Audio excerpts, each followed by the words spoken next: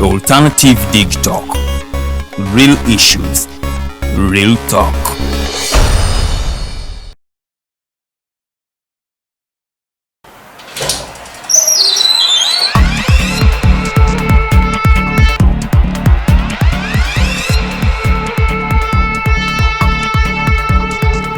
You have got to get up pretty early to go do something.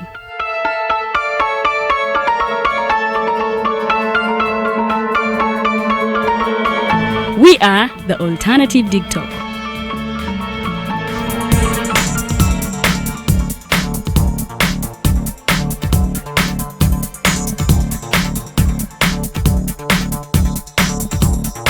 With our mobile studios, we are redefining TV presentation just as technology is setting the pace. We are blending our approach with fresh, perspectively designed breakfast show, The Mighty Drive, informative and entertainment show, exclusive and live interviews. We President Museveni wadde juzi namulaba apima akawunga kilo 2 tasobola kalya nini bwaba alya kilo 5 oyanema okuliisa eggwanga ne bwe limundekera. Njagala kwebaza the Alternative Dig Talk etuwadde kano ka Mighty Drive era n'abatuwuliriza bonna abali ku mikutu njagala basaba mugendo maaso n'okuwuliriza. All given to you just a click away on your phone, tablet, laptop and smart TVs as we are streaming live on our social media platforms, on the road and on the go. We are the Alternative Dig Talk. Omusajja bulijjo muwa ssente mu kibanja mpola ng'asonda poloti ennungi naye ngenza okutuuka nga woofiisi bulijjo wenteka ssente baavaawo nadda essimu tebazikwata kyokka nga n'ebyentambula byakaweeredde biseera bya kovidi yegandabye gwe baakubye naye lwaki weesiga abafere lwaki tewanneebuuzaako ne nkulagirira ba praise nze be bannyamba nze njokke.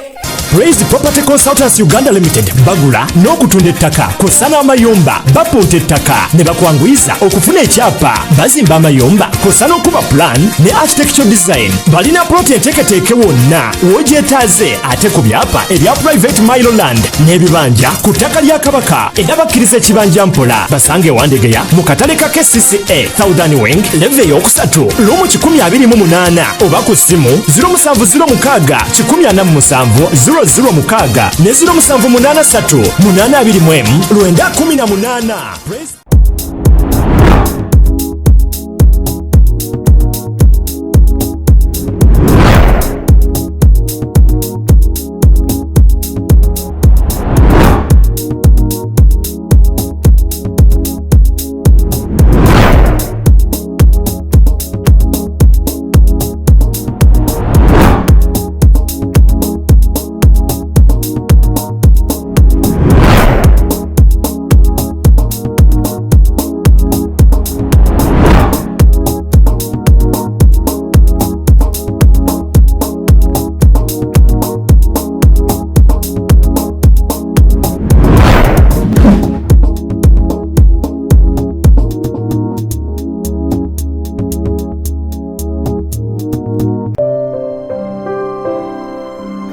Hey Ugandans, I'm Lieutenant Colonel Dewa Kiki, the Deputy Defense Spokesperson and actually the Deputy Spokesperson for the Uganda People's Defense Forces.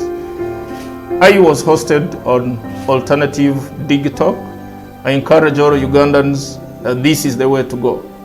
Always watch, participate, give your views and ask questions on Alternative Dig Talk. Dig Talk, the way to go.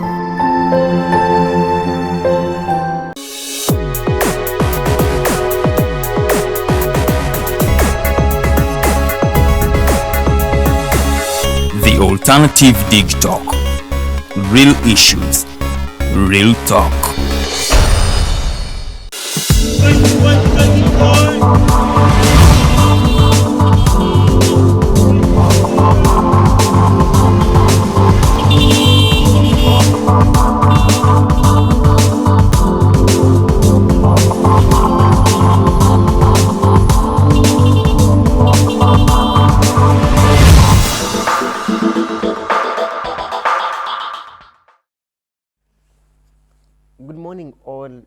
citizens, but most importantly, people who believe in democracy and good governance. My name is Norman Tumuhimbise, seated here with retired Justice George Wilson Kanyeihamba. As our norm, every last Monday of a month, we have him to share with us what is happening in the country and definitely his advice as a senior citizen. I will not dwell too much into wasting your time. I want to ask him to say hello to our viewers, and then we shall proceed immediately because people have that anxiety. They need to hear from you because you have been... Good morning, viewers. Nice to be with you again. I think I have appeared here before. Good morning, Norman. Morning, sir. And happy birthday. I was told that it was your birthday some I made it time 36. ago. I wanted to ask you what you were doing when you were at 36 at the time. At the age of what? 36 years. At the age of 36, I think I was being interviewed for senior lectureship at the University of Wales, Cardiff. I am not an LOC where I worked for nearly 15 years. Okay. Yeah, I made it 36 last Saturday, and yeah, God is keeping us alive. Let's go straight, Justice Kanyeihamba.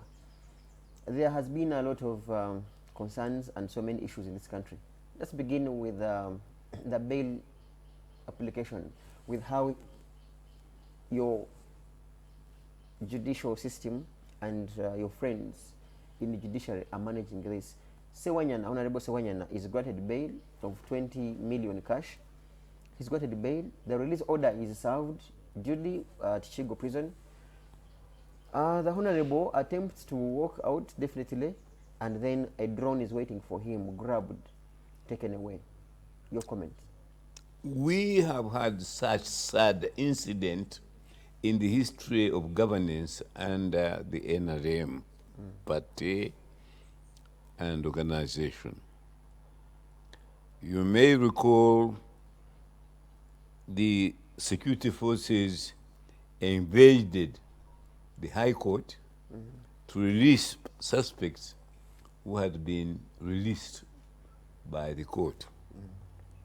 I am very surprised that that should happen again, because at that time, our Prime Minister was the late Museveni, and he negotiated a truce between the government and the judiciary. And I recall I was one of the delegation leading the judiciary. We met the president, he met all the judges, and he said, there shall never be another incident where a court order is either disobeyed, let alone defied by the security forces. Those were his words at State House in Nakasero. I was there, the then Chief Justice was there, Odochi. The then Minister, I think, of Internal Affairs was none other than Wakana Rugunda, among others. We were all present. And he apologized for the incident. Museveni is having a very short memory. Remember, at one time he said, the problem with African leaders is that they overstay in office. He had forgotten that he said that. He's been governing this country for 34 years, and he wants to go on. So when you have a president who contradicts himself at every level, and who forgets what he promised to the people, then that is why my little book, Challenging Presidential Elections, is very relevant to this question. It's high time people read it. Many people have read it, including students. I'm told they are having, in 2 weeks or so, they're having a debate at Makerere based on what I have written. And I hope the media will be there to witness what the students are debating about. They may agree with me, they may disagree with me. But the point I'm making is that bail is a human right. And we put it in our constitution. One of my teachers when I was at university was a man called Lord Denning. He's famous in the English legal system. And he used to quote for us that law, the rule of the individual, rather the rule of law is preferable to the rule of any individual, however eminent, however powerful. Museveni is reminding me of that statement. That he's now, we are being ruled by one individual or his party, and they want to be above the law. That can never be acceptable in a free and democratic country like Uganda. My articles are being published in 2 volumes. African Jurisprudence, Part 1 and Part 2, because there are many. And in one of those articles which are published, I defend the right to bail. I maintain that bail is necessary because an accused person is not guilty. A person who is a suspect of murder, a person who is suspected of treason, is not guilty of that offense until proven through permissible evidence by a court of competent jurisdiction. I'm not saying that the army or the police should not restrict the movement of people who are suspected of committing offenses. Of course, every country has that right. But they have no power whatsoever to refuse a person to apply for bail or to prohibit the courts of law to grant bail where conditions permit a court to do so. We put in our constitution, and our laws are clear, that you are only entitled to bail if you fulfill certain conditions. One of them is that you should not be allowed to be free and intimidate witnesses. Certainly you should not be able to escape from the country or from jurisdiction. Secondly, you must have assurances, people who of good reputation, citizens who can say, we guarantee you will not go away. Once those are fulfilled, neither the president of the country nor the chief justice or anybody else in the country has a right to refuse me bail, especially when the court has granted it. That is unconstitutional. It smacks of dictatorship, intolerance, which has been exhibited very, very clearly under the NRM party government.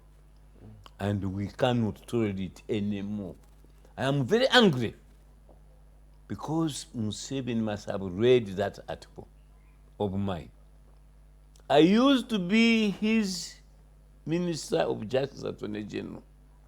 I was his only senior presidential advisor on human rights and international affairs. And he consulted me on many issues, and I advised him on many issues. And one of them was on bail. Then I was advised to write an article. And they said human bail is a human rights. But then we go back to what happened some years ago when people were suspected of treason, and the High Court, the then principal judge was James Ogola, and they granted bail to those people. The PRA suspects. Then the security people mainly the army, invaded the High Court to release those people. And it became a scandal, an international scandal. I was called in, Honorable, who was the Prime Minister, Museveni was called in. He took over the investigations. Minister of Internal Affairs, then Wakan Rugunda, made a statement in the parliament.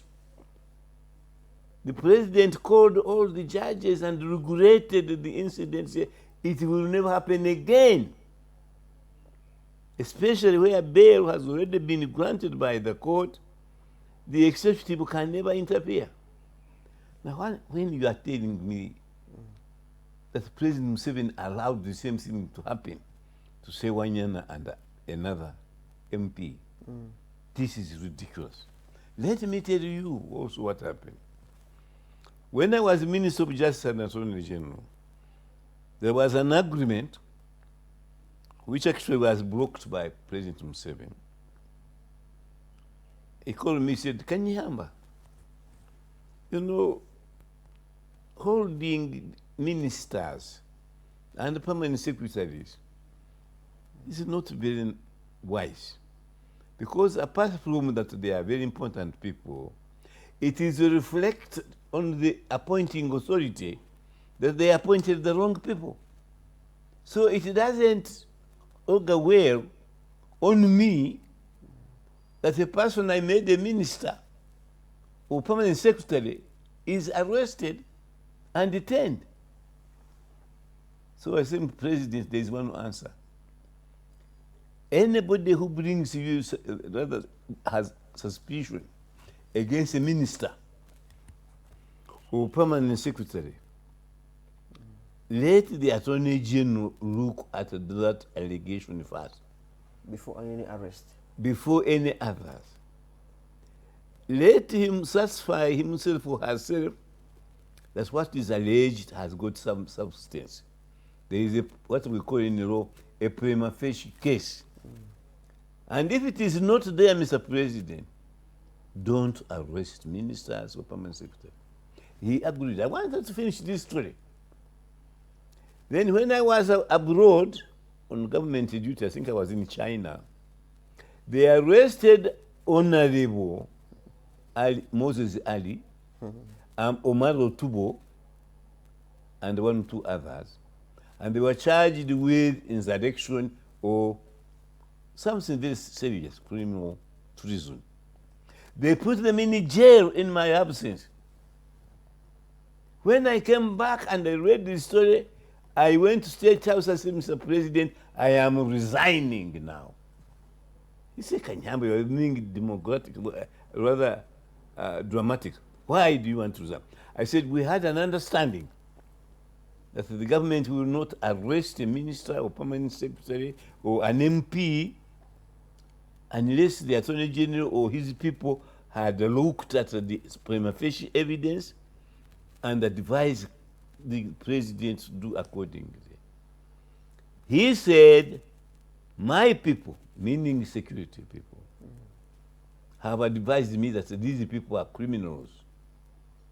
I said, Mr. President, nobody is a criminal, can be called a criminal, unless a court of law of competent jurisdiction has decided they are. So these people are innocent. Now let me tell you what happened. The president listened to me. These people were released. Further investigation showed that they had committed no offense at all, but there were some bad elements in the police who simply wanted them to be punished for nothing. Not only were they released, my brother, but President Museveni made them ministers. Moses Ali remains a minister of, trusted by the Museveni.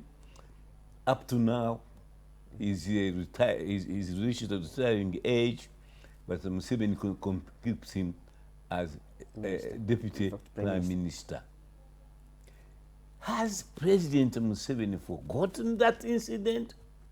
Has he forgotten the Mamba incident where the forces attacked the thing? Let me finish this point by saying, under our law, there is what we call presumption of innocence. Everybody is presumed to be innocent until proven guilty on proving evidence by a competent judge. Sewanyana and the other MP have not been proved guilty. Indeed, the evidence is the contrary. That one of them, at least Sewanyana, when these crimes took place, he may have been abroad. Mayor of Kampala, Lukwago, gave us evidence to that effect. Therefore, there is a very strong presumption of innocence and a possibility, almost 100%, that Sewanyana is innocent of any crime. Suspicion in the country, and this where is because he's anti-movement, or people abandoned the movement candidate and voted for him because he's a member of the opposition. That is more strongly believed than that he committed a criminal offense. Therefore, to refuse him bail is unconstitutional. To hold him, to arrest him when he has been granted bail is criminal. The act of arresting him after he has been given bail by the court is a criminal act. And therefore those who participated in arresting him are the ones who are criminals instead. Are the ones who are criminals. They should be arrested and charged with obstruction of justice and of violating the court order. Okay, words of Justice Kanyeihamba, I want also to ask you, why do you think Mr. Museveni's authorities would abuse your decisions as judges? Is it because he, in his mind, has lost trust in your competence as judges in the first place, so that he has to do things in a military way? Didn't you hear that he no longer accepts advice? I have told you my advice, which I gave him, and he accepted. You ask him, why have you defied Kanyeihamba's advice? Instead of asking me, he's the one with the answer. Second, they remind him of the Mamba incident. Exactly the same, exactly. But at that time, he respected the court. He even went further than the minister and apologized. He called a meeting of all the judges at State House and Nakasero and explained that such an incident will never happen again. So it is not because he doesn't trust you anymore, or the judiciary, because he has changed beyond recognition. I don't want to repeat what I told you at one of our interview, that if the Museveni of 1986 was to meet the Museveni of today, they would shoot each other on sight because they cannot recognize one another. Okay, Justice Kanyeihamba, on behalf of our viewers, what would the judicial officers, say judges, do in such an incident? You grant bail and your orders are... Well, I am not, as you say, I'm retired, but I am still, I have got a very judicial mind, and I am still a very strong citizen, despite my being 82.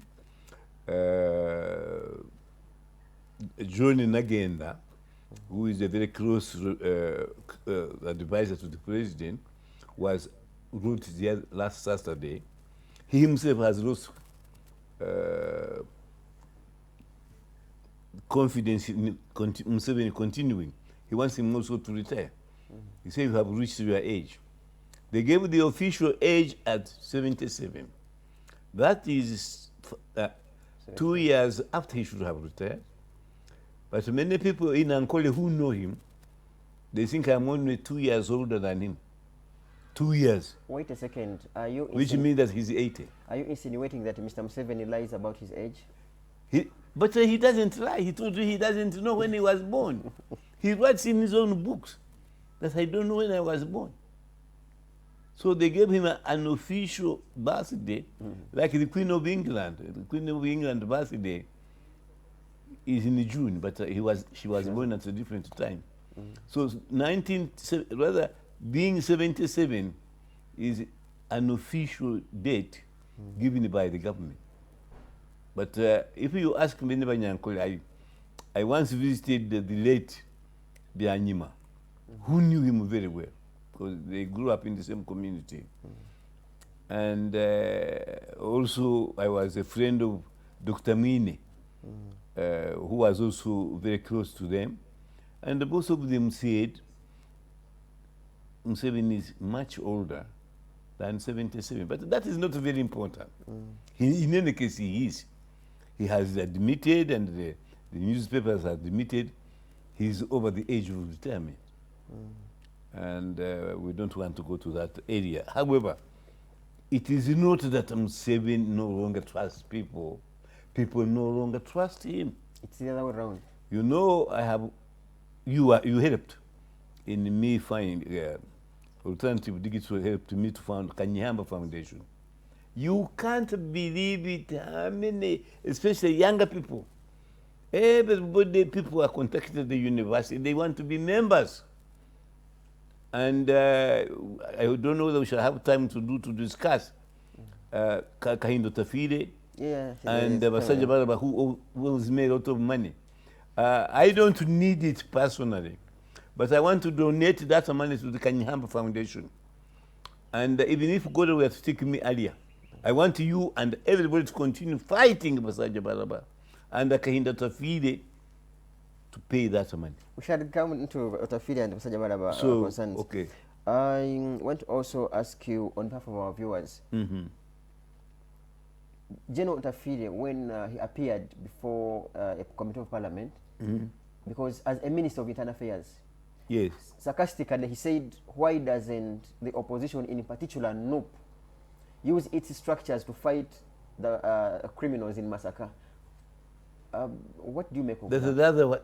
That why wouldn't NUP and entire opposition use its structures to fight criminality in massacre than blaming the government for not? You see, Otafiire Kahinda is a relative of mine. We share paternal ancestry, although he denies. He tells everybody, see, the government of Museveni is a lie. Kahinda Otafiire is a Muchiga. He's related to me. We are the Bagabira of the Bachiga tribe. But he has given the impression in Ankole everywhere that he's a Munyankole, which is not true. So even here, he's telling lies. Because they don't have a reading culture. Because if he read the Constitution, the responsibility for keeping law and order and for preventing crime is the responsibility of security forces directed and guided by the government of the day, not by the opposition. That is nowhere. As one politician in the UK put it, the role of the opposition is to oppose. Not solve any problems, not to do anything. We may not agree with him, because they should also propose. But nevertheless, Kahinda Otafiire is ignorant, pure ignorance. That's why he's saying that, because he doesn't. I don't think he's ever read a book in his life. Somebody told me the other day. Do you know he was a minister of justice? How do you call the former minister of justice ignorant? Because that is the kind of person Museveni wants. Museveni told us, and he will not deny it, that the police are the most corrupt institution in the country. If it is, how do you put in Kahinda Otafiire to be in charge when he's a thief? He stole my money. He stole my money, including 10 million given to me by the government for my sickness to go to India. He stole that money and used it for his election. In fact, for that And case, that one qualifies him to be Minister of Internal Affairs. What are you talking about?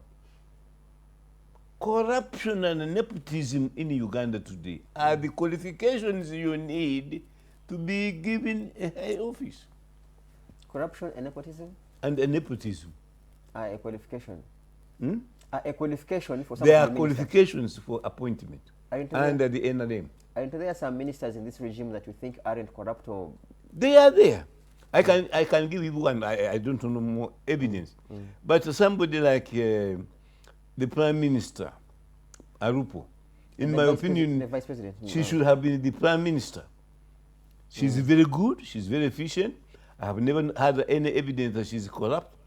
But she's not, she's young enough. She's still very vibrant. And I think he put her in the office of the vice president because there you are just a show. You don't say anything. You are not supposed to say anything except what is allowed by the president. And a good record is Sekandi. Francis Sekandi was there. Can you quote anything Sekandi said when he was vice president? Nothing. He said Simara Gogeda. Okay, now you see, it's a tricky moment to also ask, because once you say that most of NRM government officials are appointed based on nepotism and corruption, Yes. then one wonders what is made of the appointing authority as the president. Well, you see, we have all lost confidence in President Museveni because he's not what he used to be to us. He's a different creature altogether. I want to tell you the people who stood against him, they are all his former supporters. Kanyeihamba here, who is in front of you, he used to call me his troubleshooter. I helped him when the Tabliks killed 4 policemen at Old Kampala. And he had asked me to go and settle the matter because I was his troubleshooter. The same thing happened with the ranches. When Kagonyera and I said they should compensate ranchers, we were dropped from cabinet. But I was always his troubleshooter. If you remember, after the Old Kampala incident, the president appointed me chairman of the International Reconciliation Committee, which was attended by representatives from all the Muslim countries, most of them.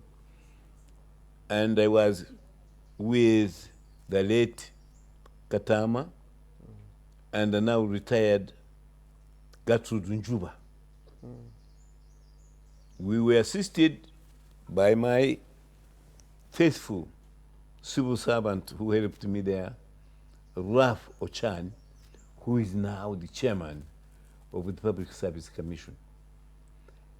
I don't forget, I am writing another book. I thought I had finished, but I am almost finished another one called The Gift of Memory. Most of the books I write and what I'm telling you, I don't have notes.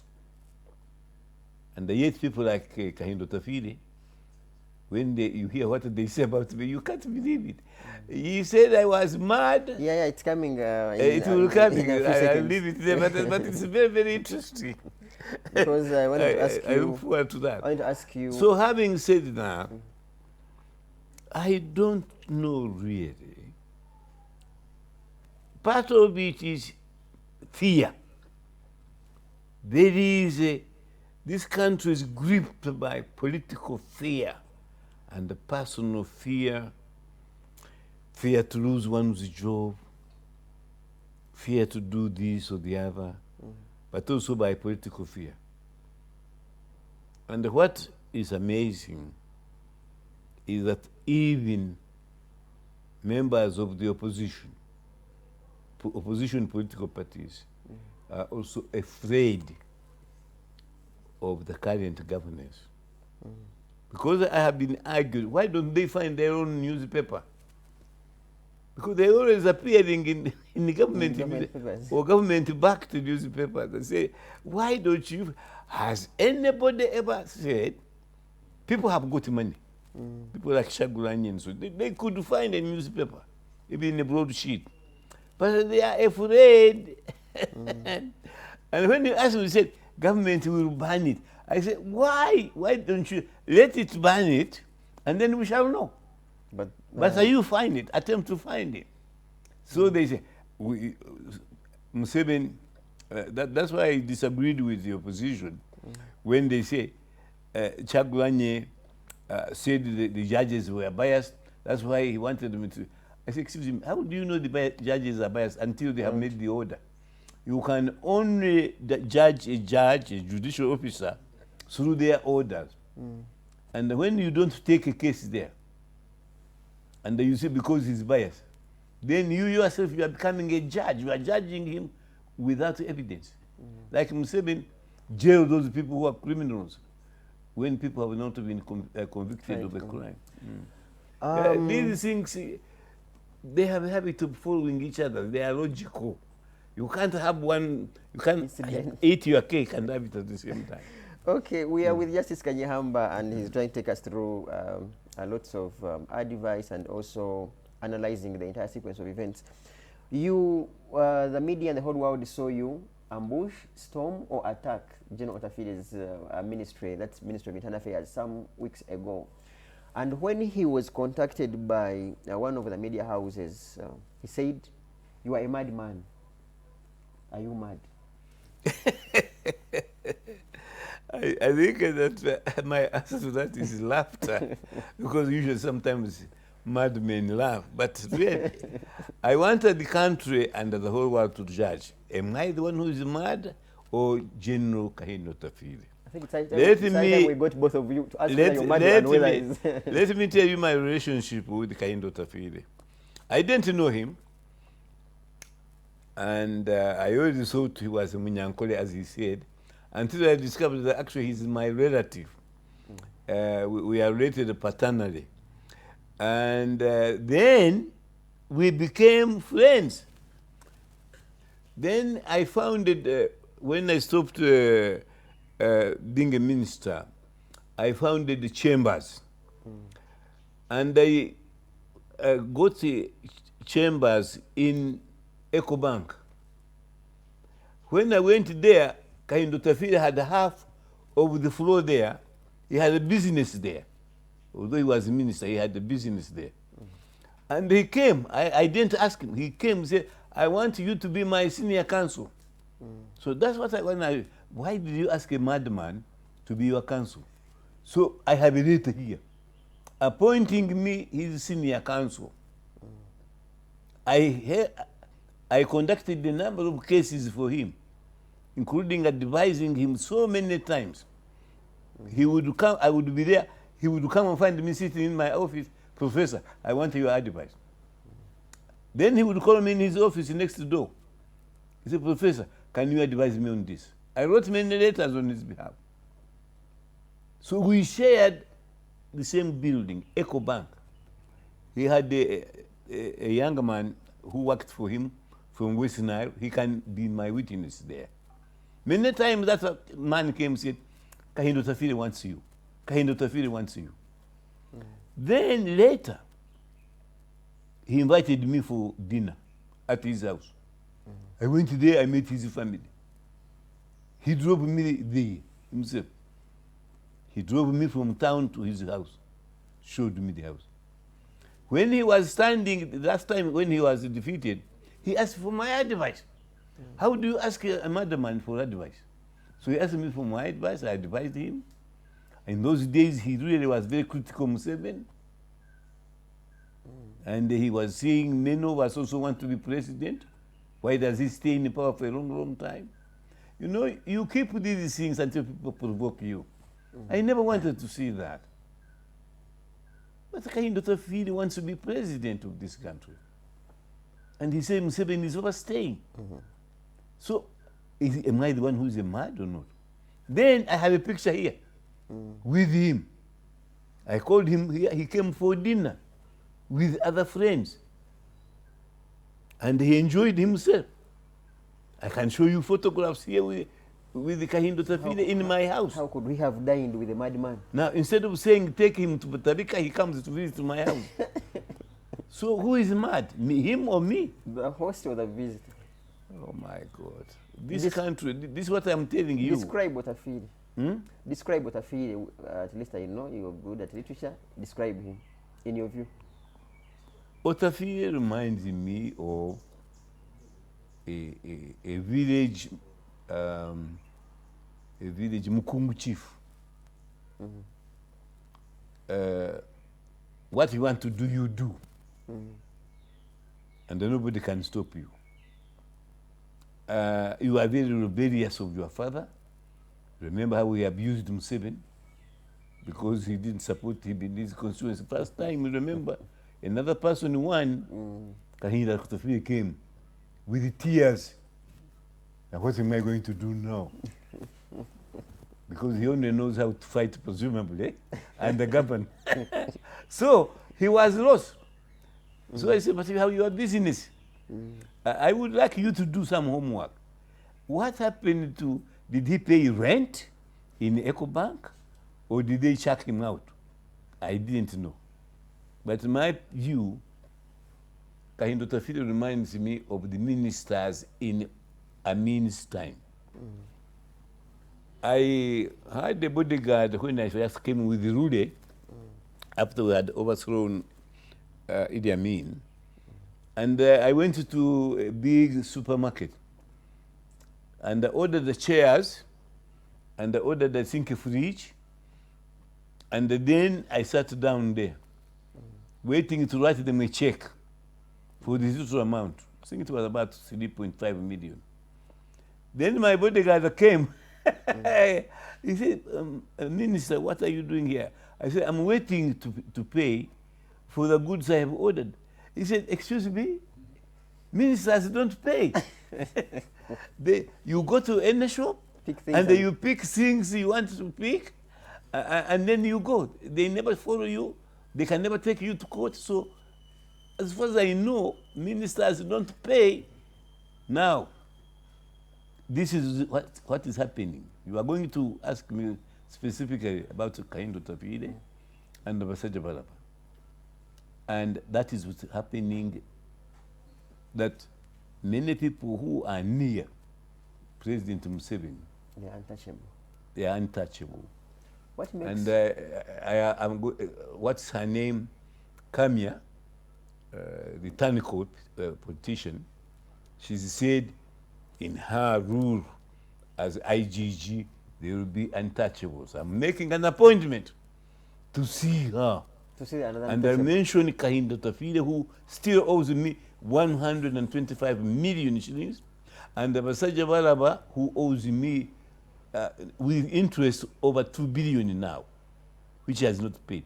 I am going to go to Kamia and see what are you going to do about the debt these people owe me. Because you said there is no untouchable. We have less than 5 minutes yes, to go for our break. I just want you to clear this. One of our viewers asks, you are a prominent senior attorney who is equipped with legal mind. Why haven't you proceeded to court to pursue the untouchable Otafiire and or Basajabalaba than simply attacking Ministry of Internal Affairs to simply what he calls be shaming your profession and as a senior attorney? Well, I forgive him for that kind of question because he doesn't know. Both cases, I am following orders of the court. I took Kahinda Otafiire to court, and Kahinda Otafiire said he owes me the money, and we settled out of court because he didn't have a defense. So I am pursuing court order.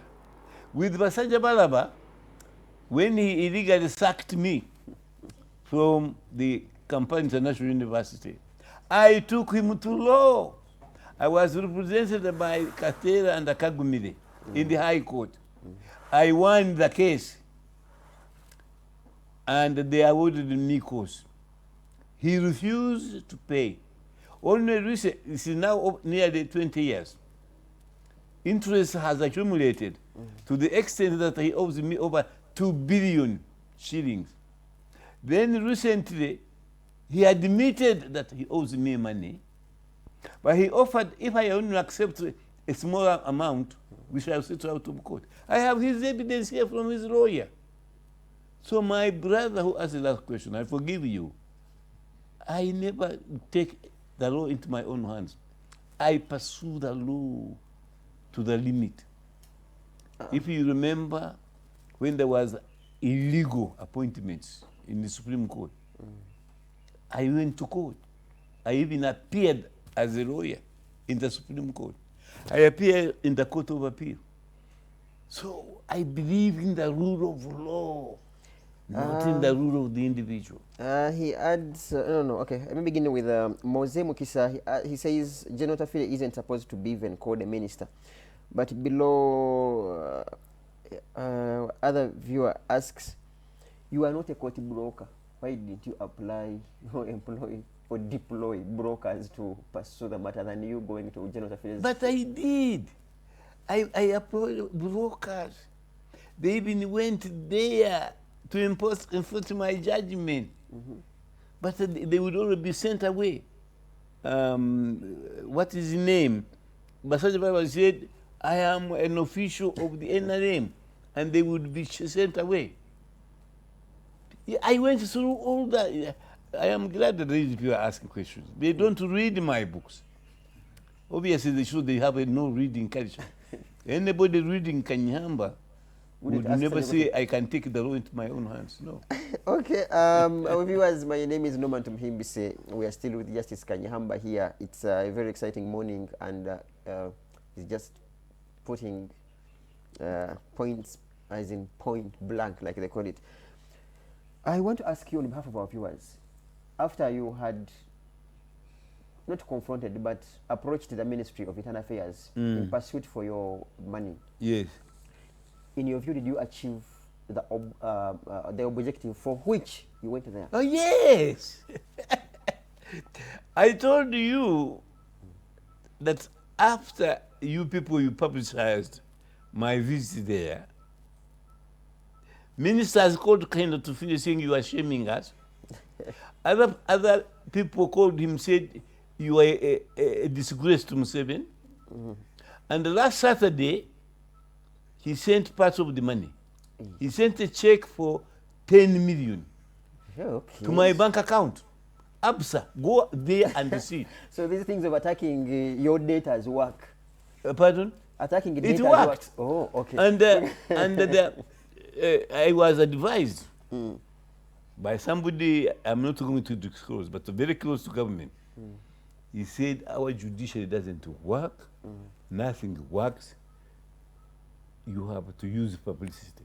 So, Justice Kanyeihamba, a person who calls you a madman, you attack his ministry, and let alone he cashes in a check. So, who is mad and who is not? Norman, let the viewers answer that question. We're coming back in a few minutes. We're with Justice Kanyeihamba. What we can authoritatively say is that at least a check of 10 million was cashed in following Justice Kanyeihamba. And all this I can prove. Even my banker can prove Okay. that after Kanyeihamba visited Kahinda Otafiire's office, by the way he was there, or he wasn't there, because I didn't find him there, the secretary said he's chairing a meeting. I waited, he never turned up.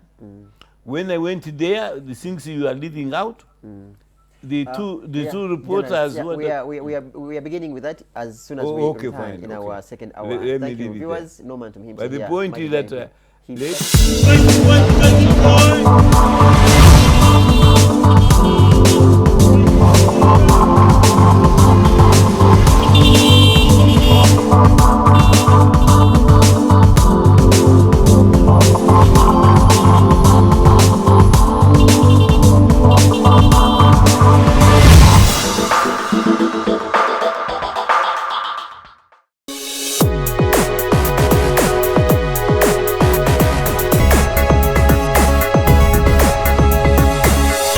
Alternative Dig Talk.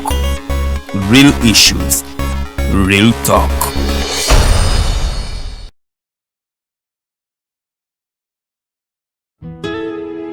Omusajja bulijjo muwa ssente mu kibanja mpola ng'asonda poloti ennungi naye ngenza okutuuka nga woofiisi bulijjo wenteeka ssente baavaawo nadda essimu tebazikwata kyokka nga n'ebyentambula byakaweeredde biseera bya covid yegandabye gwe baakubye naye lwaki weesiga abafere lwaki tewanneebuuzaako ne nkulagirira ba praise nze be bannyamba nze njokke Praise Property Consultants Uganda Limited bagula n'okutunda ettaka kosa n'amayumba bapunta ettaka ne bakwanguyiza okufuna ekyapa bazimba amayumba kosa n'okuba plan ne architectural design balina plot enteeketeeke wonna w'ogyetaaze ate ku byapa ebya private mile land n'ebibanja ku ttaka lya kabaka era bakkiriza ekibanja mpola basange Wandegeya mu katale ka KCCA Southern Wing leve ey'okusatu lumu 128 oba ku ssimu 0706 147 006 ne 0783 821 918.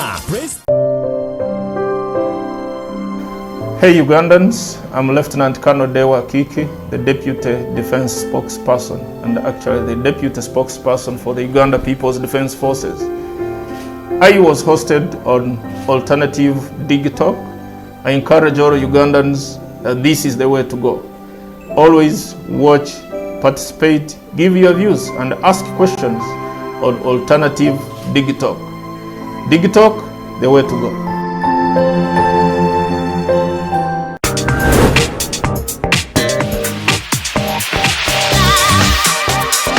Hello beautiful people, you're welcome to the Snap Talk with your girl Teddy Tenjo every Saturday right from 6 to 7. It is your responsibility omwana wo kubeera mu nyumba nga teyasuze bweru mbo bamubanja rent.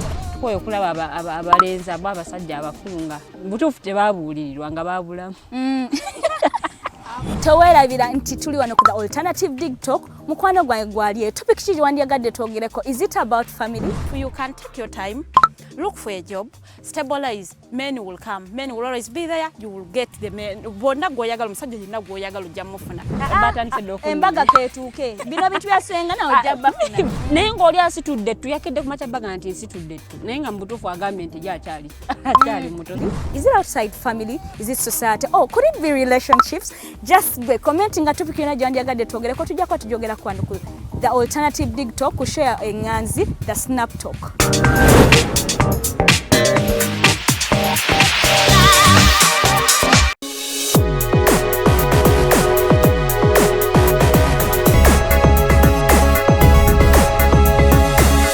The Alternative Dig Talk. Real issues, real talk.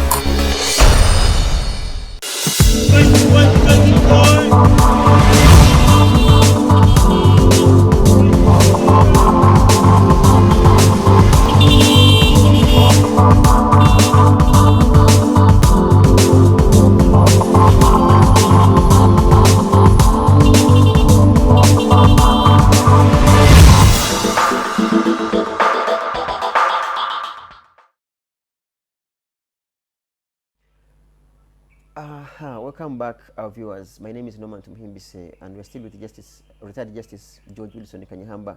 To clear this straight away, as you may see, we have this phone, by the way, it is functional, It's our studio phone. You can call in and ask Justice Kanyeihamba. Call in. Those of you that have Airtel, you can call 0759 013 sorry 0759 132 310. Call 0759 132 310, or on MTN you can call 0789 017 145. We have people that give support and also advertise with us, and that is Praise Property Consultant. These people, this consultancy company deals in land and property related business. Their contacts are 0783 821 918 or 0706 147 006. They are found or located in Wandegeya, that's the new Wandegeya Market, South Wing, office room number 128. Their numbers are 0783 821 918 or 0706 147006. Praise Property Consultant. In regards to any property, land, real estate related issues, don't hesitate to reach out to them.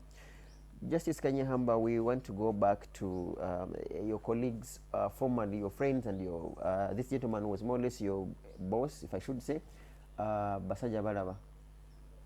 What makes these people not to pay you or respect the law or otherwise?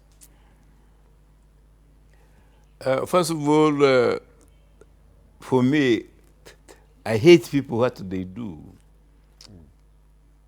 What people do, but not them. So Basaja is still my friend. So you say you are a former friend. He's still my friend. The fact that he owes me a lot of money does not stop my judgment of what I made of him. That he was very enterprising, that he was very good in finding Kampala International University. I knew his father first. His father was a dealer in hides and skins when I was Minister of Commerce. That's how I came to know their family. I've been to Basaja Balaba's home in Ishaka, and I have dined there. I went with the President Museveni to open the Western Campus of Kampala International University, where for the first time Basaja Balaba admitted that he didn't know me very well, but I had been introduced to him by President Museveni as a man of integrity who could guide the university in all its endeavors to commence its operations. And to prove that, even after Basaja Balaba had sacked me, I was sent this placard from the university. I don't know whether your viewers can see it. Yes, it's an award from Kampala International University, known as KIU. Meritorious Award presented to Honorable Justice Professor Dr. Wilson Kanyeihamba, Chancellor, in recognition of your outstanding contribution in the administrative endeavor at the third graduation ceremony held on 10th November 2006. Chairman, Board of Trustees, none other than Basaja Balaba. Thank you. And it is not the only award that I had from Kampala International University. I don't know whether it is still there. One section of the library was called Kanyeihamba section. Because, again, Basaja Balaba recognizes what contribution I made there. Then I am told it's still there. My portrait is hanging in the chancellor, in the vice chancellor's office, which is a very good recognition, because I gather I fell out with some administrators in another university I co-founded, Kabale University, and I'm told that my photographs in the university were all removed and put in a cupboard somewhere. You don't see them there, which says something credible for Basaja Balaba. For him, I'm told he has left my portrait there. However, you ask, what makes people like Basaja Balaba, Kahinda Otafiire behave that way? I gave you this story of what ministers used to do during the Amin regime. The policeman who knew them better, and he came from northern Uganda, when he saw me paying for the property I had bought in a supermarket, and I was waiting to pay for them, he said, "What are you waiting for, Minister?" I said, "I'm waiting to pay for these things I have ordered from the shop."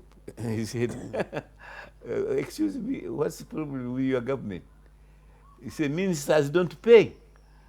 Ministers don't pay for the goods. You just go to a shop, you pretend that they give you a bill, but you never pay, and nobody ever can challenge you." I was shocked. I said, we and the NRM and Museveni, we are under the law. The government is under the law. Ministers are subject to the law. The president is subject to the law. And we have to pay for our consumption of goods or taking of property. So he said that is a novel in Uganda politics.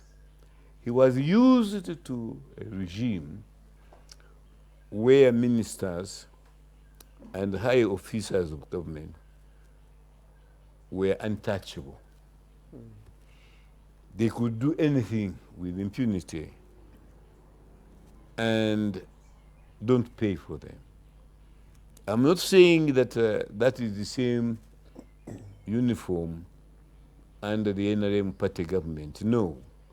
Many ministers are under the law, they obey the law. But Museveni and the people like Kahinda Otafiire, people like Basaja Balaba, are there by law. The law allows me to do this. The law empowers to do this. The law empowers me. Not the other words. The law prohibits me from doing this. I should not do this one because it is against the law. No. Those terms are unknown to the likes of people like Basaja Balaba. So, it's a cult. Let me illustrate this further. There is a man whose writing I read quite often. Is called Ofonopondo. And I think he is a very important leader in the NRM government. I think he's associated with media. And whereas all of us say President Museveni should be elected or was elected under the Constitution,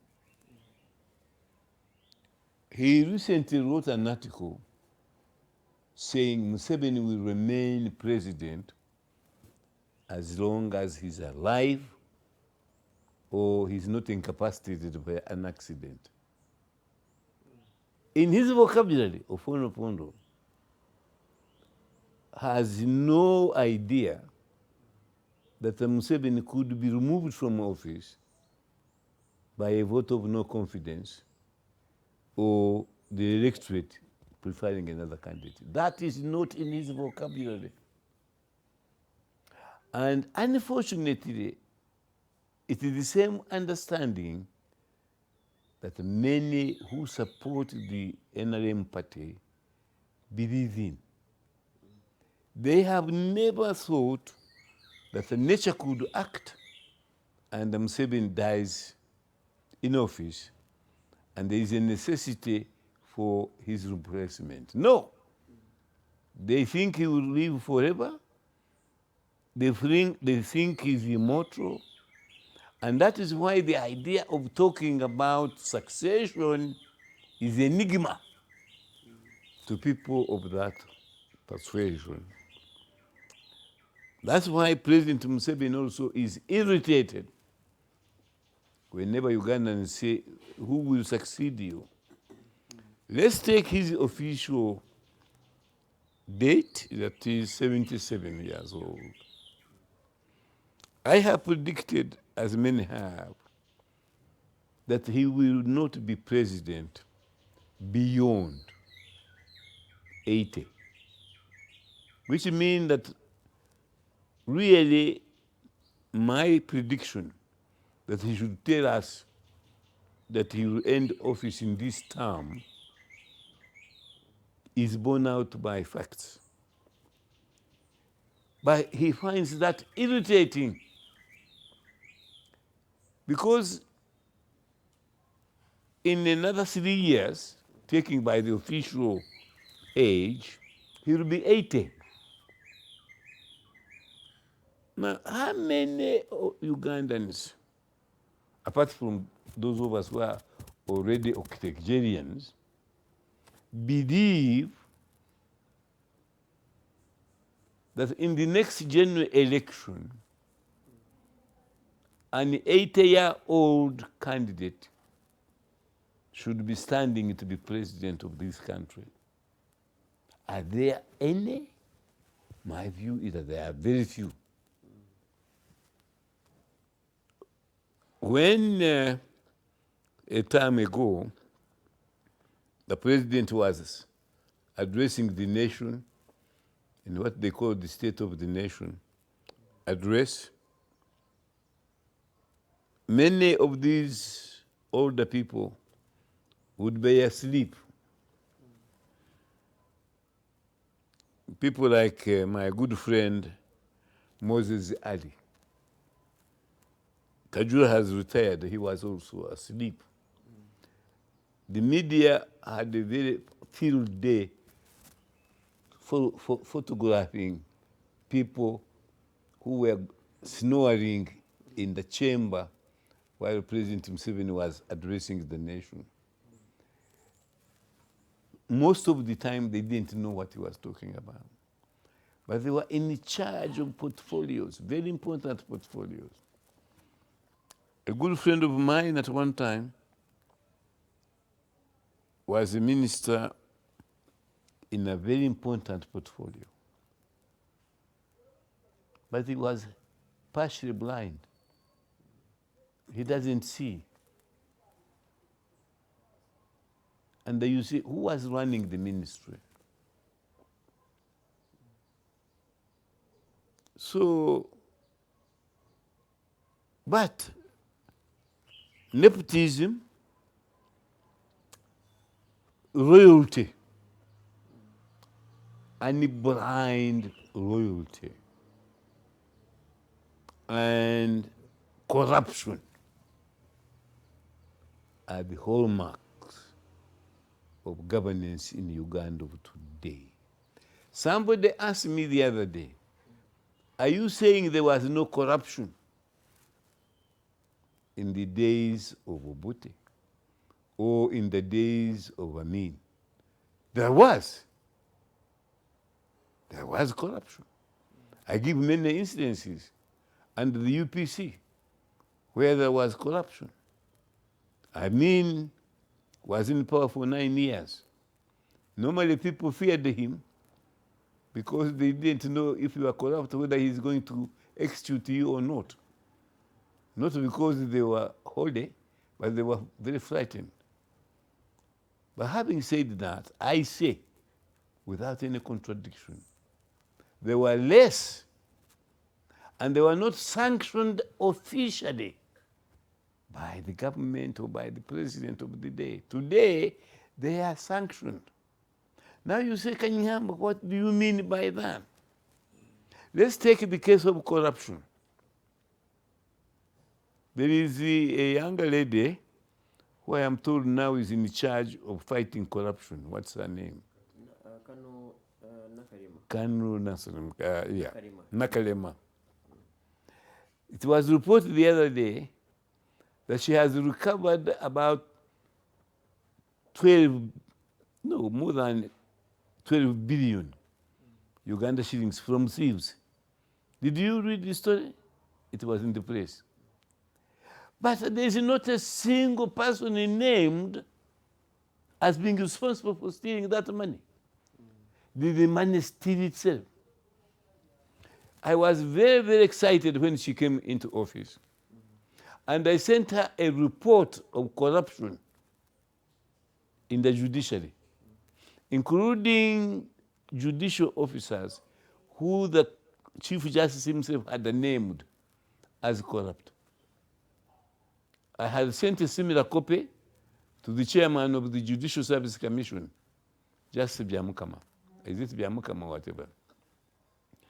Now, is it last year or the year before? I received notification, obviously written by a junior person, saying all those I had named as suspects were innocent. They were all cleared, including the ones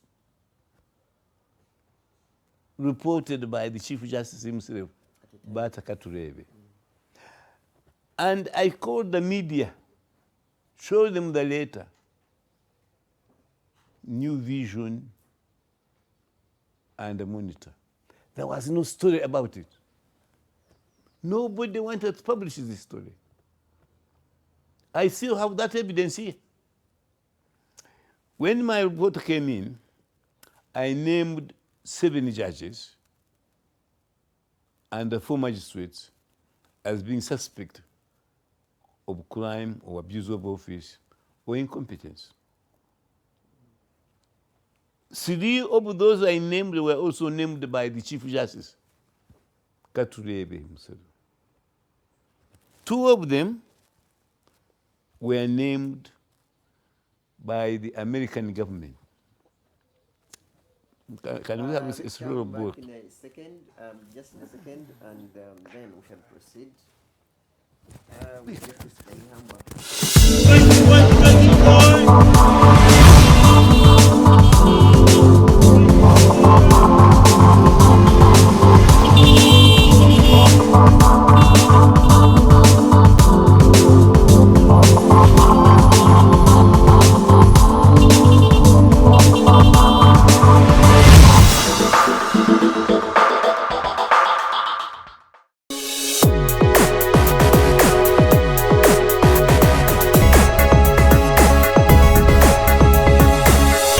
Alternative Dig Talk. Real issues, real talk.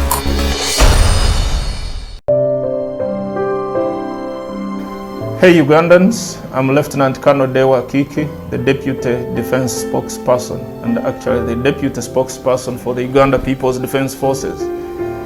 I was hosted on Alternative Dig Talk. I encourage all Ugandans that this is the way to go.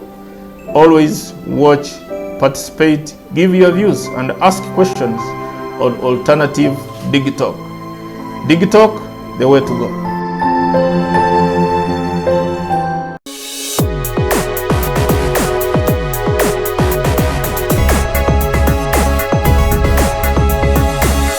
The Alternative Dig Talk. Real issues, real talk.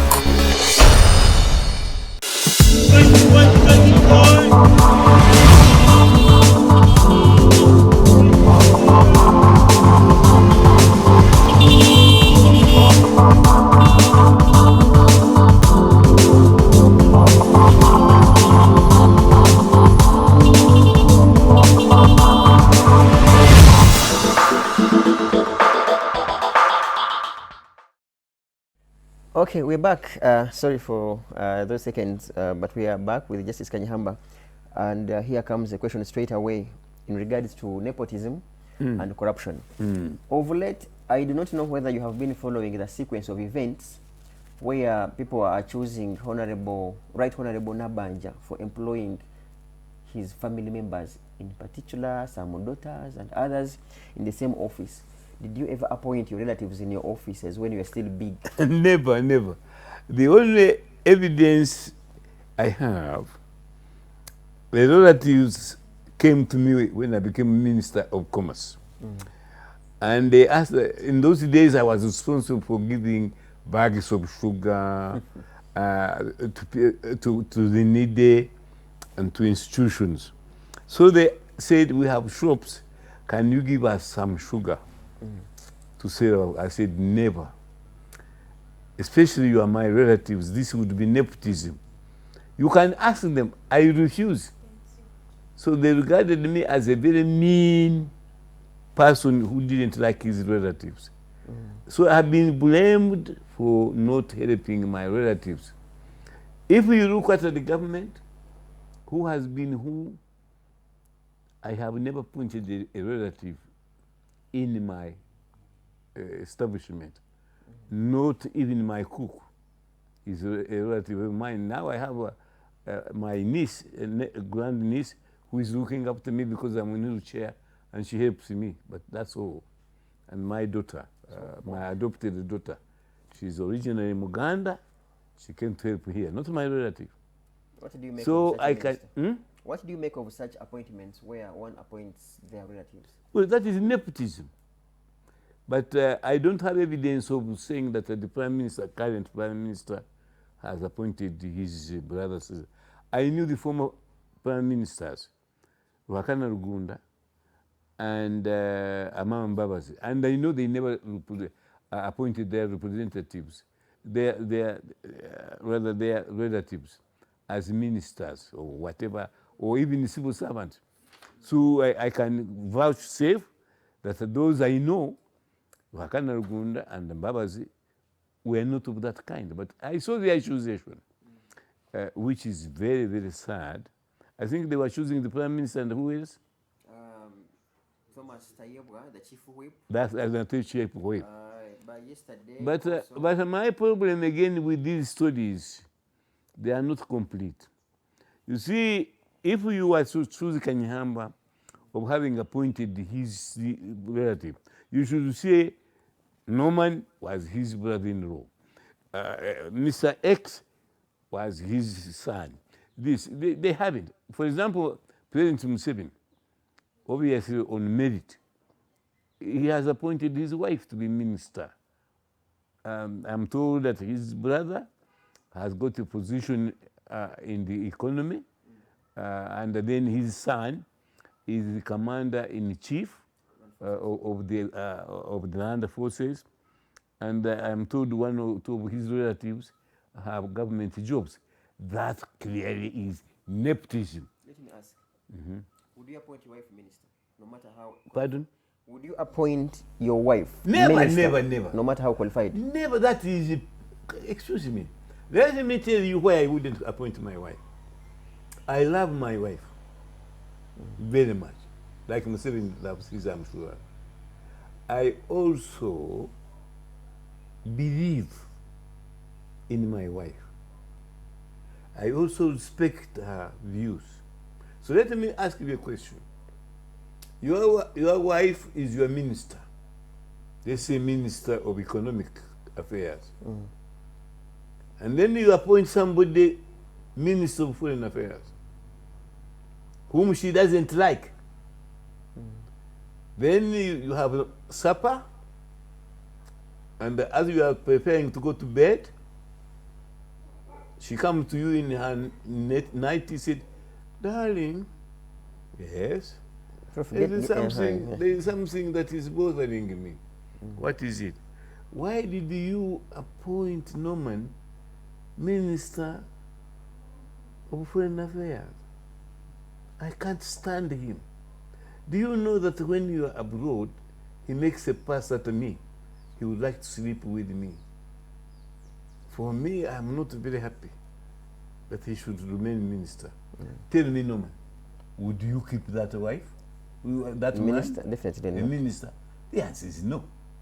Unless you don't travel your wife. So much of the information we have about education, occasionally, the minister has decided this and that. Then another one, President Museveni has decided this and that. Do you think Museveni decides without consulting his wife? Most likely no. It is very, very, very, very, shall I say, unpolitical to appoint your relative in a sensitive position in your government. On the very point. Secondly, yeah. lastly, many people think education standards have fallen down. They think, and I can tell you, it is true. I employed a university graduate with the first class from one of these new universities which have been graded government university with the first class. I employed him. I had a business. Then I said, do the budget. Do the budget for our office. After 2 weeks, he had not done anything. So I said, where is your budget? He said, how can I do a budget? You didn't give me any money. That is a graduate of first class. And yet, at the university, fortunately after they left, they graduated about 40 PhDs. And those, the National Council for Higher Education cancelled them. They found they were not correct. Then the university, which has been recently taken over by the government, Busoga University, it graduated the people who had not even studied there, gave them a lot of degrees. Educational standards have gone promulgated down. Whom would you put the blame? I wrote an article which I sent to the ministry. The minister didn't even bother to answer me. I was making suggestions. Honorable Janet Museveni, that's what I call her, not First Lady. I even talked to one who has just retired from the journalism, John Kakande. I said, why do you call Mrs. Janet Museveni, or Honorable Janet Museveni, First Lady, which is mimicking Americanism? And the President Museveni said we shouldn't copy foreigners. Do you know what he said? He said, we got instructions from State House that from now on we shall call the minister, Mrs. Museveni First Lady, regardless of what in reference. So I asked him a question where he laughed. He never answered. I said, when you call her First Lady, are you referring to her as a minister or simply as the the wife? bedmate of the president? And he laughed. Okay, a quick one in regards to employing. Okay, let me first you clear this. Do you think Honorable Minister of Education Janet Kataha is the most suitable to lead education, or do you think she's competent enough? To defend the president, you can never. I mean, you can never point somebody simply because they are the best in education. But there are other qualities you appoint them for. Certainly, she did very well as Minister of Karamoja, and also as a founder of the orphanage. UNICEF. Yes, that's right. But you cannot be an expert in everything.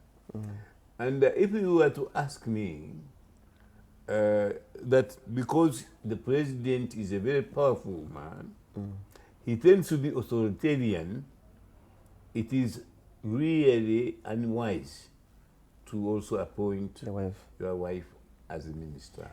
In the very line, in regards to that, in the 60s, I am sure you were already vibrant and mature enough to follow the political sequence of events, especially with the states. Yes.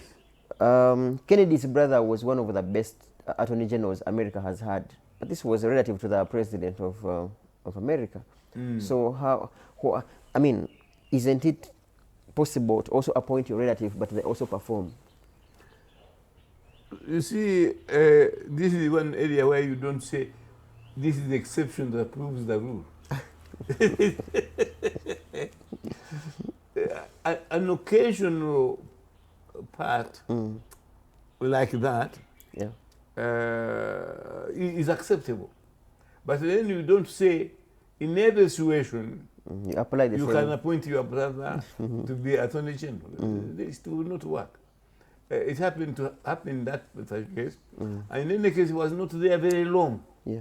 I forget when, remember Kennedy was assassinated. And when he was assassinated, I think he didn't stay Attorney General. And lately, people didn't like him. He was also assassinated, if you remember. Yeah. So it's a very bad example. In our remaining minutes, most people have interest into what is trending now. We have seen so many blocks, and I think this goes to the succession battle within your former, within NRM. There is a block of the Muhoozi, and people have termed it as Muhoozi Project. And there are others who have now Ruabogo Project as well. So there are so many projects. Do you think any of the two would make better presidents? No. Why? There I am absolutely certain neither of them would make a good president. Not even half President Museveni. None. Why? Maybe we shall need another session for me to answer. But one thing, Ruabogo is my neighbor. His house is next door, although he doesn't stay there most of the time. When I was a lecturer in the UK, I was senior lecturer at one university called the University of World. Ruabogo came there as a journalist graduate. I even entertained him in our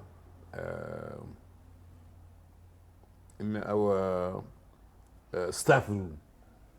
He went to a school of law, school of journalism, which I co-founded in UK. Having said that, his wife, very, very religious, wonderful lady, the daughter of Museveni. She used to have a church here. I used to go there. She's in one of my books. I mention her as one of my mentors. What's her name? Patience. Patience. And she used to live next door.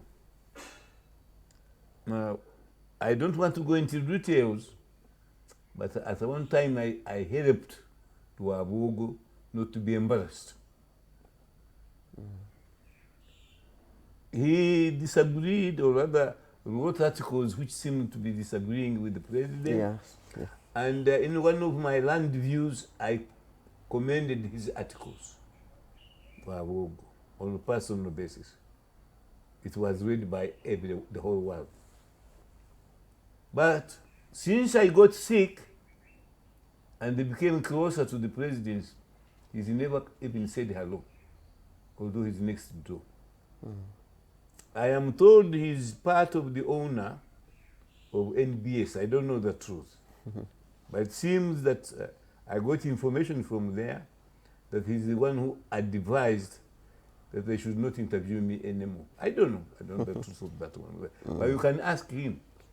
Because you see, for me, everything I say, like this one, is speculation. I would like you to ask Ruabogo, say, is it true that you blocked Kanyeihamba from appearing anymore in BS? where your management had said he should appear every month once, at least once.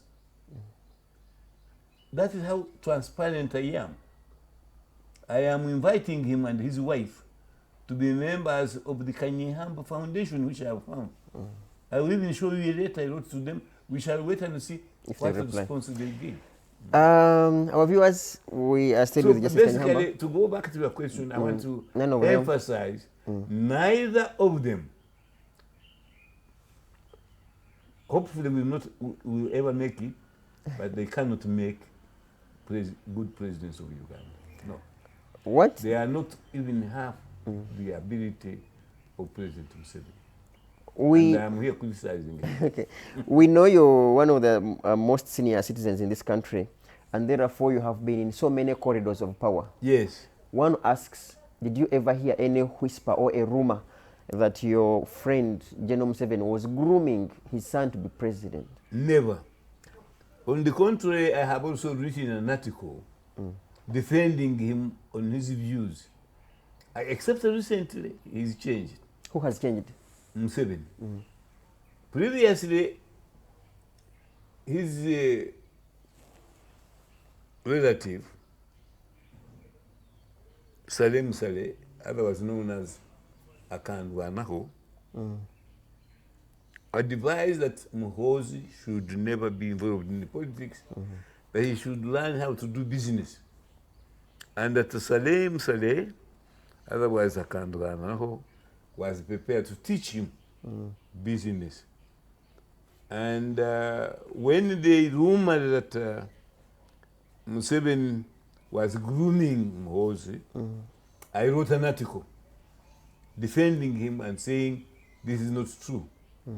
And in any case, the leaders of Uganda, whether president or otherwise, are elected by the people of Uganda and are not nominated by their predecessors.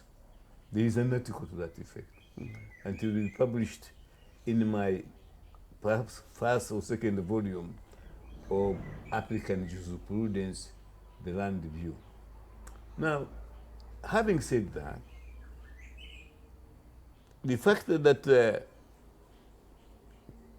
at one time Museveni said Muhoozi, his son, will supervise generals. I was playing golf with the two generals, and they laughed it off. They said, when we were already senior military officers, that young man was in nappies. How can he supervise us? So they laughed. It can't be. Both have retired generals. They are old people now. But he's now their commanding officer. Because I know at least one of them is still in the army reserve. So having said that, I wrote an article, one of my views. So I'm always on spot. I said, in Uganda, nothing can be predictable.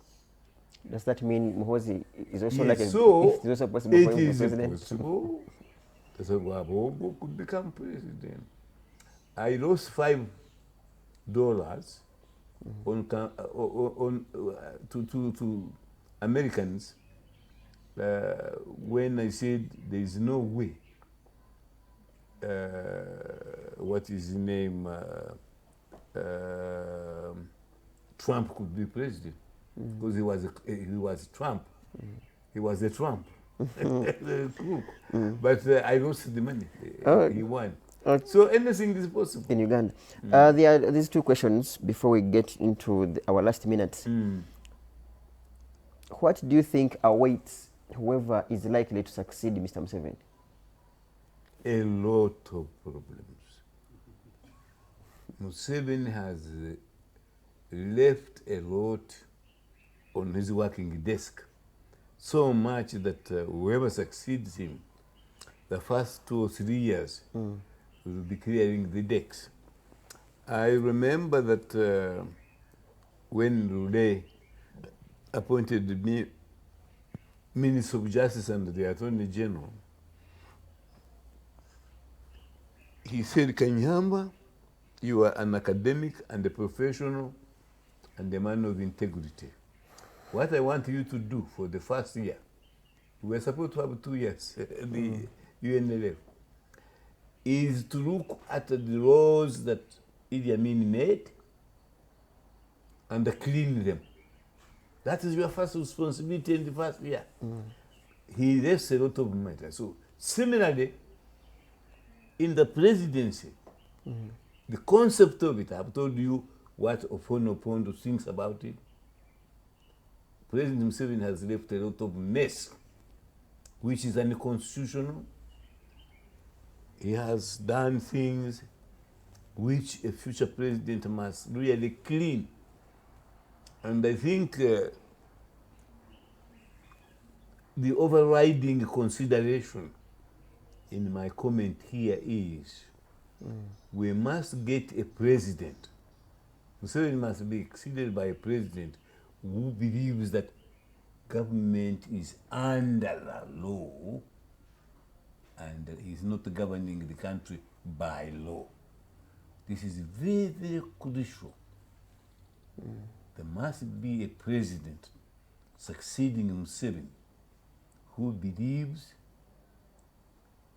that the government, he and his government, are governing us under the law.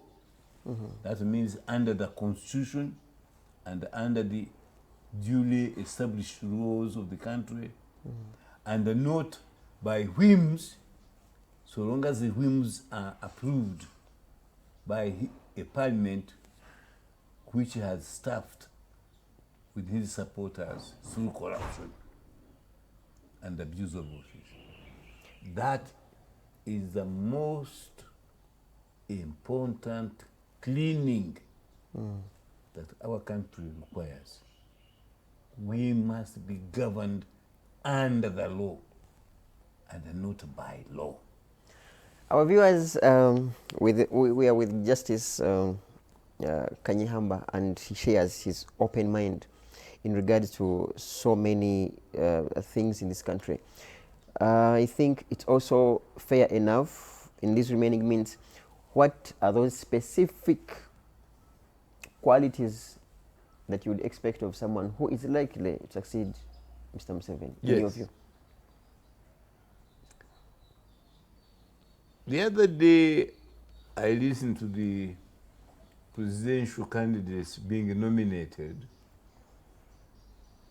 and although this is one issue that perhaps we shall come back to, I have come to the belief that there is only one mistake we made in our constitution, which I have never admitted to. We should have made the leader of the major party shall we say the government in waiting, like Chadwin or whoever.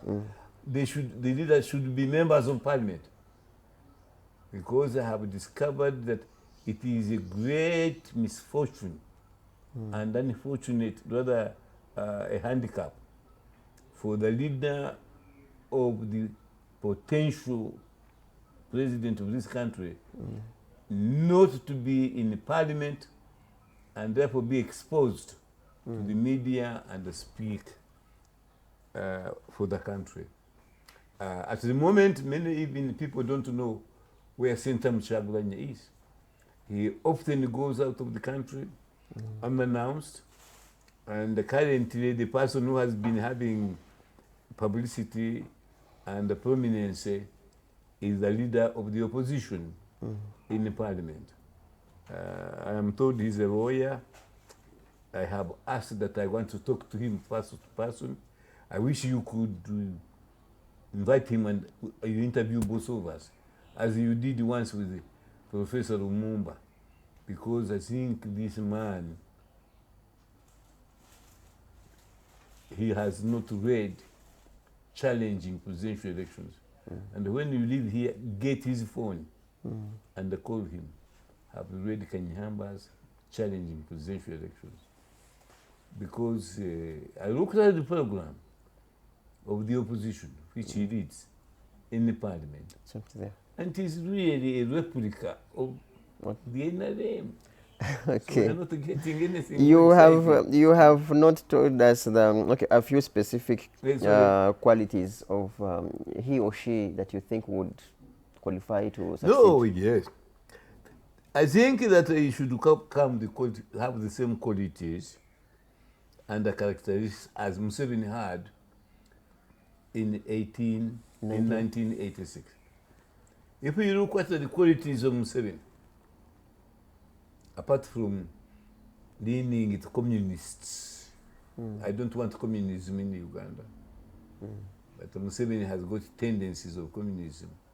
This idea of land belonging to the state, this authoritarianism is his mannerisms that he acquired by studying communism. So I don't want a communist. So you would leading want, Uganda. you would want someone that has characteristics that Museveni had in 1986. That's right. That to me is absolutely correct. And so he should regard himself as a servant of the people of Uganda. Not the other way around. Not the other way around. Not saying I am here for my own. Because if you are here for your own, then you are a dictator.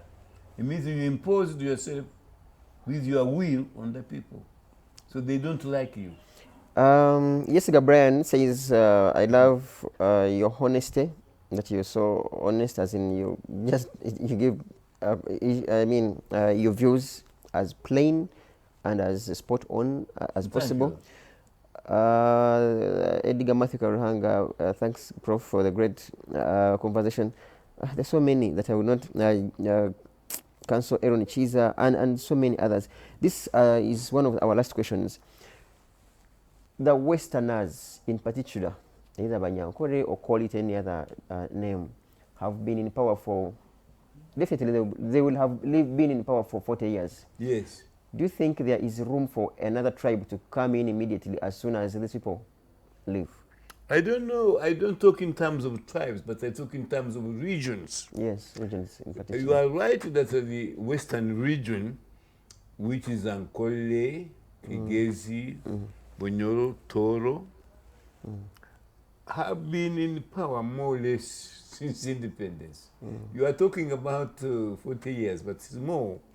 Because during Obote's time, people like Bwakasisi, people like Mpambara, we are the dominant people that are driving the government. So even that one, I count them there.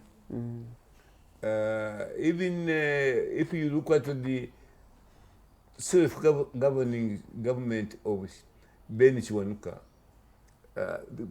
very important ministries and the spy wing were always manned by Westerners with our Purite girls from the Batusi and the Banyankole and the Toro. They were the best spies for all the governments. So having said that, Museveni has ruled 34 years, but he has been challenging power since the 1980s. So we have been longest, the Westerners, that we call them, in power. But we are also dominant in both Idi Amin power and spies. Idi Amin were mainly from the West, the Banyarwanda and the Bachiga. And then the northern region has only, if you take the president as the focus of government and at the beginning and the end of authority, then the northern region has been in power for 23 years. If you add Obote, Amin, and Rupwe, who was there for 1 year. Then you go to you go to Central Buganda. Buganda is the most advanced and contains the most important institutions of government in this country. And it's enlightened. And then you see that the rifle hospitals, the university are here, headquarters of the police and so forth. And it was the first one to which had a relationship with the colonial power. And for a long time, its people were governors of Uganda, the Kakungurus of this world, the people who brought to civilization to Ankole and who took it to Mbale. They still speak Luganda in Teso, the old people. So they are the most important people. Now, that region has only ruled Uganda for less than 5 years. But when you ask Uganda, say, oh, they have got the most numerous presidents, Mutesa, Pawe Mwanga, Rule, Binaisa. But that is not correct. Because when you add the total periods which those people have governed, it lasts for less than 5 years. Now, what about Eastern region? Eastern region has never had a president. They had a vice president called Nadiope, who after 1 year also was jailed. And if you read what people like Chemba and so have said, really the government was dominated still by other regions. So that is why, for me, in the general election, I supported and voted for Kyagulanyi. People think Kyagulanyi will govern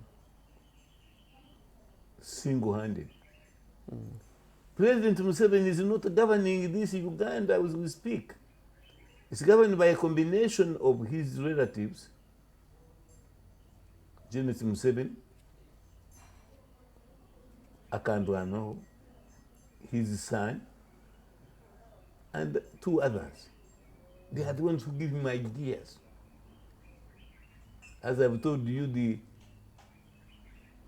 fictitious conversation between a husband, a president, and his wife, who happened to be a minister, is clearly shows that no one, not even Amin, governed alone. We call them dictators and so, but they can't govern a country alone. You depend on the army, you depend, Bob Assos depended on people like Bob Assos, whom I had him arrested in Kenya to be tried for mass murder and things like that. So what am I saying? What I am saying, I wrote in 1975. By the way, somebody, a lawyer called Sendege, is suing me that there is a client who wrote a book with me. You remember the one you we wrote? had that story, yeah. You united to us. I was, that somebody Wrote that book with me. And either I pay him 100 million or I acknowledge publicly that he's a co-author. But when I investigated, you know, the book was first published in 1975. He was not born even. So he must have contributed to my book when he was in his mother's womb. Last question. The last question here, Justice Kanyeihamba, for you. Why haven't the Central Region produced a long-serving president? Or why don't they have? It is for one reason. As you know, the South Sergeant Kabaka of Uganda is very close, dear friend to me. Not just because he's Kabaka, but I have known him historically. Having said that, he said something recently which may have even not been appreciated by many Ugandans. Because of the conflict that we have today about Maryland. Your hand, sir, they're not watching you. Sorry. Oh, yeah. About Maryland. And there was a meeting between Museveni and the Kabaka, which obviously didn't go very well. The Kabaka said, I want you to remember that he doesn't want to be forced to secede from Uganda. People didn't see the importance of that. I do not want to be forced to secede from Uganda. In other words, to break away from Uganda. That gives you a hint of why Uganda has never produced a president for a long, long time. Because it's our fault, the rest of Uganda. Because of our historical background, and I talk about this in my book, which you launched, and also in my other book called Political and Constitutional Law of Uganda from 1894 to the present. 1894 being the year in which we are declared a protectorate. I talk about it. That the rest of Uganda has always been very jealous of Uganda. They don't trust anything and Uganda is proposing or advancing, because historically we have always thought that Uganda is a big boy and he took the land's share in everything, and therefore that's enough for we them. don't trust them. However, a combination of the other 3 regions of Uganda, west, north, and the east, we always have got numerically more numbers in the voting and in the electoral system than Uganda. Therefore, we always vote and dislike a Muganda-led government because of that jealousy and the historical differences. So it is not because of the Buganda. I want to finish this. I am in the Buganda area, not because I am there. But at the same time, Buganda is the most cosmopolitan region of our city, our 4 regions. We have had the president married to Muganda. Obote was married to Minia Karude. President, I believe President Amin, one of the wives was... Well, one of his wives was from here, at least he was from Soga. And I'm not saying Museveni is not cosmopolitan, of course he is, but he's generally more tribal in his outlook, in people who surround him, people he makes ministers than the others. If you look at the characteristics of all these governments, the Museveni government has been more dominantly Western, dominated by only his cynical group than any other government we have had here. And as I have said, in a minute, it would be a refreshing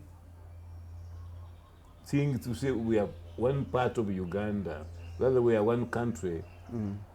If somebody from Uganda now took charge, became president and succeeded Museveni. That is my view.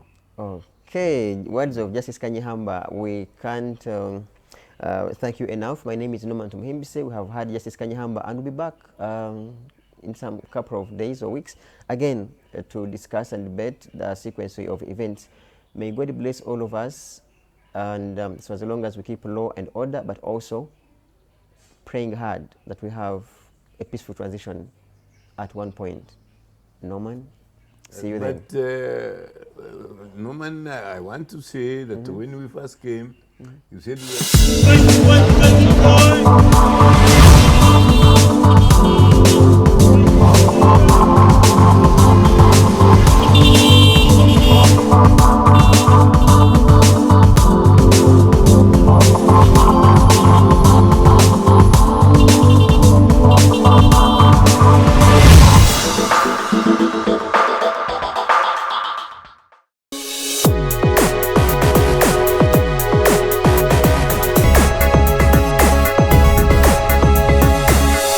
Alternative Dig Talk.